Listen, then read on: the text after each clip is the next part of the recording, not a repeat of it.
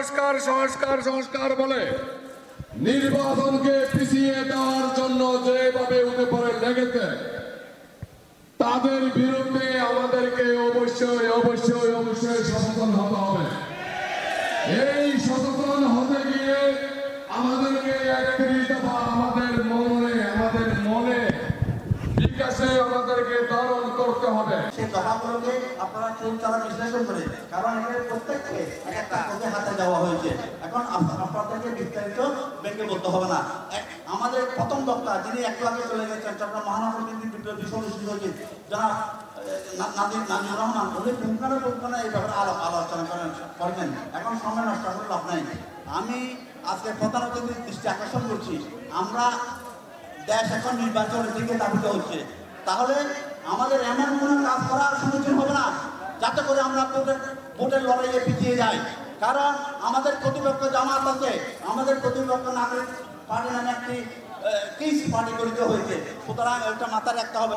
অত্যন্ত সংক্ষিপ্ত করব। সম্মানিত অতিথিবৃন্দ, সম্মানিত উপস্থিত, আসসালামু আলাইকুম ওয়া রাহমাতুল্লাহি ওয়া বারাকাতুহু।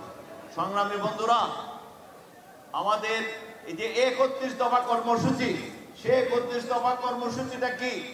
এই যে আমাদের এই যে একটা প্যান্ডেল আছে, এই প্যান্ডেলের মধ্যে অনেক খুঁটি দিয়ে এই প্যান্ডেলটা গঠন করা হয়েছে। বন্ধুরা আমার, বিগত ফ্যাসিস্ট সরকার দেশের সমস্ত খুঁটিগুলি ধ্বংস করে দিয়েছে।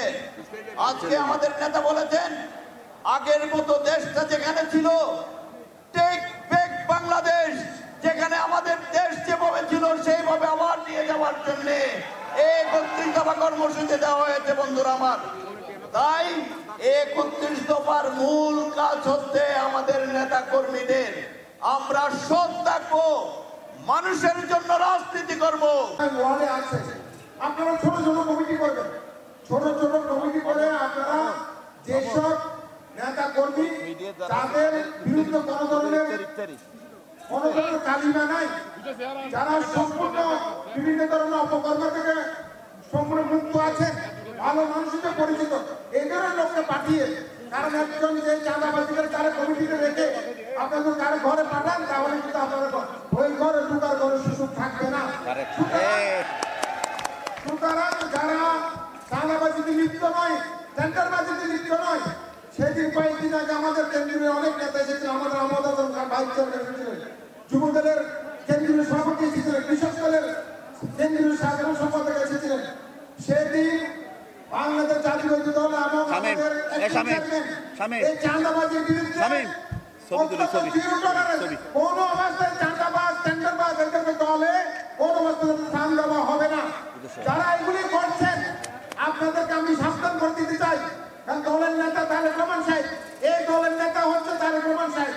এই দল শহীদ রাষ্ট্রপতি জিয়া রহমানের দল, শহীদ রাষ্ট্রপতি জিয়া রহমানের দল যেভাবে একটি সুন্দর রাজনৈতিক উপহার দিয়েছেন, আমরাও কিন্তু এই রাষ্ট্রপতি তার কর্মী হিসেবে, জিয়া রহমান সাহেবের কর্মী হিসেবে, তারেক রহমান সাহেবের কর্মী হিসেবে আমাদেরকে কিন্তু সুন্দরভাবে চলে বাংলাদেশ জাতীয় দলকে শক্তিশালী করতে হবে।